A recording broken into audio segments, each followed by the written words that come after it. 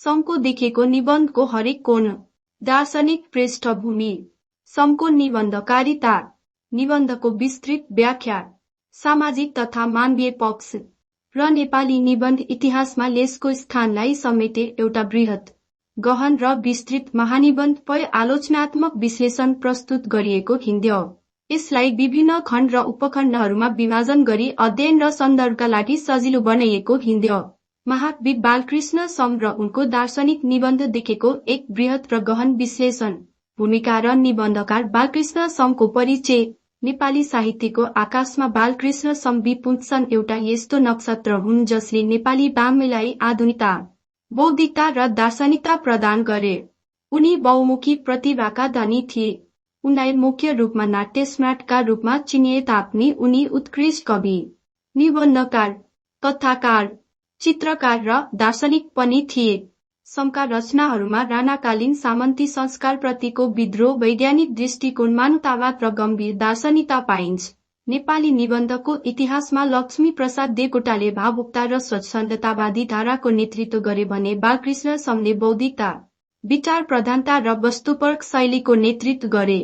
समका निबन्धहरू भावको बाढीमा बग्दैनन्, बरु बुद्धिको कसीमा घोटिएका हुन्छन्। उनको यस्तै एउटा विशिष्ट दार्शनिक र वैचारिक निबन्ध हो देखेको।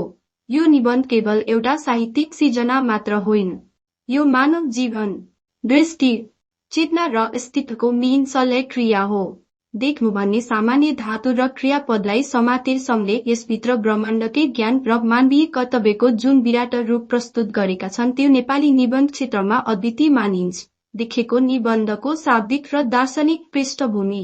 देखेको शब्द सुन्दा जति सरल लाग्छ, यसको अर्थ उति नै जटिल र गहिरो हिँड्यो हो। सामान्य अर्थमा आँखाको अगाडि कुनै वस्तु पर्नु र त्यसको प्रतिबिम्ब आँखाको नानीमा बन्नु नै देख्नु हो। तर बालकृष्ण सम वैज्ञानिक र दार्शनिक दुवै हुन्, त्यसैले उनले यस निबन्धमा देख्नु कार्यलाई तीनवटा तहमा वर्गीकरण गरी हेरेका छन्। हिन्दी का भौतिक वा शारीरिक देख्नु त सिगत। यो आँखाको जैविक प्रक्रिया हो। उज्यालोको उपस्थितिमा वस्तुबाट परावर्तन भएको प्रकाश सब हाम्रो आँखाको रेटिनामा पर्छ। तब हामी देख्छौं। यो देख्नु पशु र चराचुरुङ्गीमा पनि हुन्छ। एउटा ढुङ्गा, एउटा रुख वा एउटा मानिस हुनु र त्यसलाई आँखाले खिच्नु, यो पहिलो र प्राथमिक तहको देख्नु हो। समका अनुसार यो देख्नु मात्र पुनः देख्नु होइन, यो त केवल प्रकृतिले दिएको एउटा यन्त्र आँखाको सञ्चालन मात्र हो। हिन्दी मानसिक वा बौद्धिक देख्नु त इन्टेलेक्चुअल पर्सेप्टिभ। आँखाले त देख्यो, त त्यसलाई मस्तिष्कले कसरी ग्रहण गर्यो यो दोस्रो त हो।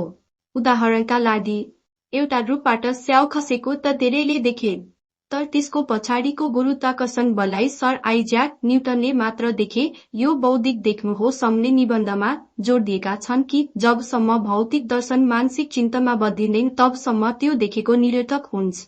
हिन्दी द आत्मिक वा मानवीय देख्नु त अन्तरिक्ष स्पिरिचुअल इस्यु। यो देख्नुको सर्वोच्च शिखर हो। यसको अर्थ हो अरूको दुख देख्दा आफ्नो मन दुख्नु, कसैको आँसु देख्दा हृदय पग्लिनु र संसारको अन्याय देख्दा विवेक जागृत हुनु, यही देख्नु नै मानवता हो। समले यसैलाई वास्तविक देखेको मानेका छन्। निबन्धको मूल भाग र विस्तृत व्याख्या। निबन्धकार बालकृष्ण समले निबन्धमा मानिसको दृष्टिभ्रम र वास्तविक दृष्टिको द्वन्द्वलाई बडो कलात्मक ढङ्गले प्रस्तुत गरेका छन्। निबन्धको मूल प्रवाहलाई हामी निम्न क्षेत्रहरूमा वर्गीकरण गरेर व्याख्या गर्न सक्छौं। पोत चम्मचक्सो र ज्ञानचक्सोको द्वन्द्व। हामीसँग दुईटा बाहिरी आँखा छन्, जसलाई शास्त्रमा चम्मचक्सो भनिन्छ। यी आँखाहरू छालाका टुक्रा मात्र हुन्। यिनको सीमा हिँड्यो, यिनले धेरै टाढाको देख्न सक्दैनन्, धेरै सानो कुरा देख्न सक्दैनन् र अँध्यारोमा त झन् केही पनि देख्न सक्दैनन्। तर मानिस छन् एउटा तेस्रो आँखा पनि हिँड्यो, जसलाई ज्ञानचक्षु वा विवेक भनिन्छ। सम भन्छन् संसारका अधिकांश मानिसहरू चम्मचक्सुले मात्र बाँचिरहेका छन्। उनीहरू महँगा गाडी, राम्रा लुगा, ठूला महल देख्छन् र त्यसैलाई सत्य मान्छन्। तर ती महलको जगमा कति मजदुरको पसिना र रगत बगेको हिँड्यो, त्यो उनीहरू देख्दैनन्। वास्तविक निबन्धकार वा दार्शनिकले त्यो अदृश्य रगत र पसिनालाई देख्छ। त्यसैले चम्मचक्सुले भ्रम दिन्छ भने ज्ञानचक्षुले सत्यको उद्घाटन गर्छ। पुन सामाजिक विषमता र कविको दृष्टि। समले समाजमा व्याप्त वर्गभेद र विषमतालाई बडो मार्मिक रूपमा देखेका छन्। निबन्धमा अनुभूतिको एउटा यस्तो त छ जहाँ लेखक भन्छन् कि हामीले सडकमा मागिएको भिखारीलाई देख्छौं, तर उसको भोको पेट र व्यवस्थालाई देख्दैनौं। हामीले एउटा अपराधीलाई देख्छौं र उसलाई घृणा गर्छौं, तर कुन सामाजिक परिस्थिति वा अन्यायले उसलाई अपराधी बनायो त्यो पृष्ठभूमिलाई हामी देख्दैनौं। श्रमको देखेको दायरा संकुचित छैन। यसले बढ संघर्ष, पुँजीवादको कुरूपता र श्रमको अवमूल्यनलाई पनि संकेत गर्छ। जबसम्म राज्य र समाजका सञ्चालकहरूले गरिबको अंशलाई वास्तविक रूपमा देख्दैनन् तबसम्म समाजमा शान्ति आउन सक्दैन। पोप प्रकृति र मानव सम्बन्धको दर्शन। बालकृष्ण समले प्रकृतिलाई पनि फरक दृष्टिले हेरेका छन्। एउटा सामान्य मानिसले फूल फुलेको देख्छ र त्यसलाई टिपेर आफ्नो स्वार्थका लागि प्रयोग गर्छ वा भगवानलाई चढाउँछ, तर समले त्यो फूलमा प्रकृतिको मुस्कान, सृष्टिको निरन्तरता र जीवनको क्षणभङ्गुता देख्छन्। नदी बगेको देख्नु मात्र नदी देख्नु होइन, नदीको गतिशीलता र सागरमा मिसिने उसको आत्मसमर्पणको भावनालाई देख्नु वास्तविक देख्नु हो। समको यो दृष्टिले मानिसलाई प्रकृतिसँग एकाकार हुन र प्रकृतिको संरक्षण गर्न सिकाउँछ। देखेको निबन्धका मुख्य दार्शनिक अवधारणाहरू। बालकृष्ण समको विचारमा विज्ञान र दर्शनको सुन्दर मिश्रण हुन्थ्यो।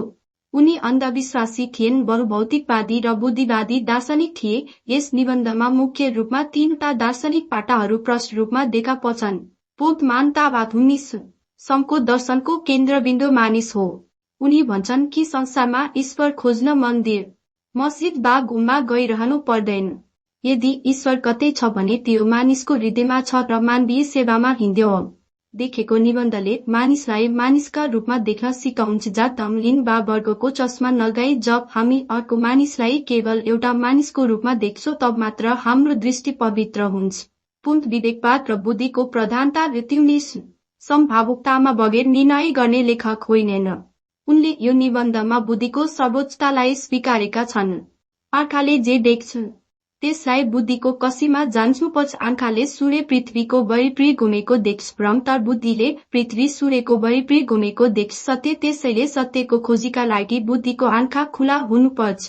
पुनः अस्तित्ववाद र उत्तरदायित्व। एक्सिस्टेन्टिलिज्म एन्ड रेस्पोन्सिबिलिटी। हामीले जे देख्छौं त्यसप्रति हाम्रो एउटा जिम्मेवारी सिर्जना हुन्छ।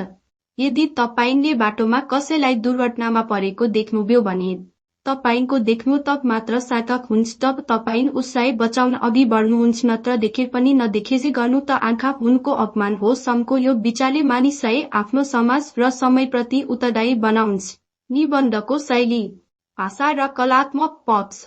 बालकृष्ण समको लेखन शैली आफ्नै किसिमको विशिष्ट र पहिचानयोग्य हिँड्यो। देखेको निबन्धको साहित्यिक र शिल्पगत विशेषताहरूलाई निम्न अनुसार विश्लेषण गर्न सकिन्छ। पुनः तत्सम र गम्भीर भाषाको प्रयोग। समको भाषा सरल र बजारु हुँदैन। उनी परिष्कृत, संस्कृतनिष्ठ, तत्सम र गम्भीर शब्दहरूको प्रयोग गर्छन्, जसले उनको विचार गहन हुन्छ। त्यसैगरी उनका शब्दहरू पनि ओजपूर्ण हुन्छन्। चमचक्सो, अन्तर्दृष्टि, विवेकशून्यता, क्षणभङ्गुता जस्ता शब्दहरूको प्रयोगले निबन्धलाई प्राज्ञिक र बौद्धिक बनाएको हिँड्यो। पुनः तार्किक र सोक्तिमय शैली। यो निबन्धमा समले आफ्ना विचारहरूलाई प्रमाणित गर्नका लागि अनेकौं तर्कहरू प्रस्तुत गरेका छन्। उनका कतिपय वाक्यहरू त नेपाली साहित्यमा सूक्ति वा उखान जत्तिकै लोकप्रिय र सान्दर्भिक छन्। वाक्यहरू छोटा, चोटिला र सिधै मस्तिष्कमा प्रहार गर्ने खालका छन्। पुनः विमात्मकता र प्रतीकात्मकता। निबन्धमा आँखा केवल एउटा अंग होइन, यो चेतनाको प्रतीक हो। अन्धार, अज्ञानता र सामाजिक कुरूपताको प्रतीक हो भने उज्यालो ज्ञान र न्यायको प्रतीक हो। समले बिम्ब र प्रतीकहरूको यति सुन्दर संयोजन गरेका छन् कि पाठकले निबन्ध पढ्दै जाँदा आफ्नो भित्री आँखा खुलिस्केको महसुस गर्छ। नेपाली समाज र वर्तमान विश्वमा देखेको सान्दर्भिकता। विपुल सनको आजको आधुनिक डिजिटल र सञ्चार प्रविधिको युगमा पनि बालकृष्ण समको यो निबन्ध उत्तिकै भन्नु अझ बढी सान्दर्भिक भएको हिँड्यो। आजको युगमा यसको सान्दर्भिकतालाई निम्न बुन्दामा हेर्न सकिन्छ। क्षेत्र विगतको अवस्था, समको समय वर्तमान अवस्था, आजको डिजिटल युग देखेको सान्दर्भिकता। सूचना र प्रविधि, सीमित सञ्चार, आँखाले सिधै देख्ने कुरामा विश्वास, सामाजिक सञ्जाल, फेसबुक, टिकटक, डिपफेक, एआईद्वारा निर्मित भ्रम। आज स्क्रिनमा देखेको सबै कुरा सत्य हुँदैनन्। चमचक्सो झन् बढी भ्रमिक हिँड्यो। आज समले भनेको बुद्धिको आँखा वा विवेकको दृष्टि झन् बढी आवश्यक हिँड्यो। मानवीय सम्बन्ध, भौतिक रूपमा भेटघाट, छिमेकीको दुख, आँखाले देखिने भर्चुअल संसार, स्क्रिनमा मानिस झुमिने, त सन्देको मानिसको एक्लोपन नदेख्ने आज मानिसहरू संसारभरिका घटना फोनमा देख्छन् त छिमेकी वा आफ्नै परिवारको पीडा देख्दैनन्। समको सहानुभूति र अन्तर्दृष्टिको दर्शन यहाँ लागू हुन्छ। पर्यावरण र प्रकृतिको दोहन सुरुवाती चरणमा। जलवायु परिवर्तन प्रकृतिको विनाश चरम सीमामा। प्रकृतिलाई केवल उपभोगको वस्तु देख्नुको परिणाम आज विश्वले भोग्दैछ। प्रकृतिमा जीवन र सृष्टिको चक्र देख्न आवश्यक हिँड्यो। आजको मानिस सूचनाको बाढीमा तैरिएको हिँड्यो तर ज्ञान र विवेकको अनिकालमा हिँड्यो। हामी दिनभरिमा लाखौं तस्बिर र भिडियोहरू देख्छौं तर ती दृश्यहरूले हाम्रो हृदयलाई छुँदैनन्। हामी संवेदनाहीन हिन्दी मेकानिकल बन्दै गइरहेका छौं। यस्तो अवस्थामा समको निबन्धले हामीलाई झकस्क्याउँछ र भन्छ, हे मानिस हो मेसिन नबन, आफ्नो मानवीय दृष्टि जीवित राख। इते हिन्दी परिमिरण लक्ष्मी प्रसाद देवकोटा र बालकृष्ण समका निबन्धहरूको तुलनात्मक अध्ययन। नेपाली निबन्धका दुई स्तम्भ देवकोटा र सम हुन देखेको निबन्धलाई अझ गहिराईबाट बुझ्नका लागि सम र देवकोटाको निबन्ध शैलीको तुलना गर्नु सान्दर्भिक हुन्छ। भावुकता विरुद्ध बौद्धिकता। देवकोटाका निबन्ध जस्तै कि नेपाल सानो हिँड्यो भावुकता, कल्पनाशीलता र भावनाको तीव्र प्रवाहले भरिएका हुन्छन्। उनी मनले लेख्छन्। तर समका निबन्ध जस्तै देखेको बौद्धिकता त चिन्तन र विचारले भरिएका हुन्छन्। सम मस्तिष्कले लेख्छन्।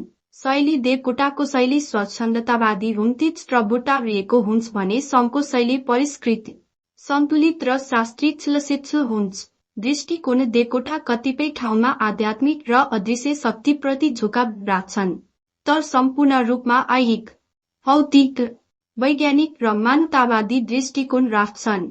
निष्कर्ष, बालकृष्ण समको देखेको निबन्ध नेपाली साहित्यको एउटा अमूल्य सम्पदा हो। यो निबन्धले पाठकलाई एउटा नयाँ दृष्टि प्रदान गर्छ। निबन्ध पढिसकेपछि पाठकले संसारलाई समाजलाई र आफन्लाई हेर्ने दृष्टिकोणमा परिवर्तन आउँछ। वास्तविक देख्नु भनेको गुडिएको गाडी मात्र होइन, त्यसको धुबाने बिग्रिएको वातावरण देख्नु हो। हन्सिएको अनुहार मात्र होइन, त्यसको पछाडि लुकेको संवास देख्नु हो। महलको उचाइ मात्र होइन, झुप्डीको गरिबी र अभाव देख्नु हो।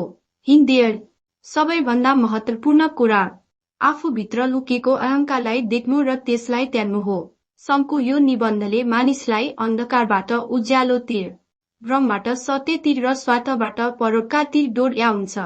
जबसम्म संसारमा मानवीय संवेदना, न्याय र सत्यको खोजी जारी रहन्छ तबसम्म बालकृष्ण समको देखेको निबन्धको सान्दर्भिकता र महत्त्व अक्षुण्ण रहनेछ। यो केवल एउटा निबन्ध मात्र नभएर मानव चेतनाको घोषणा पत्र हो।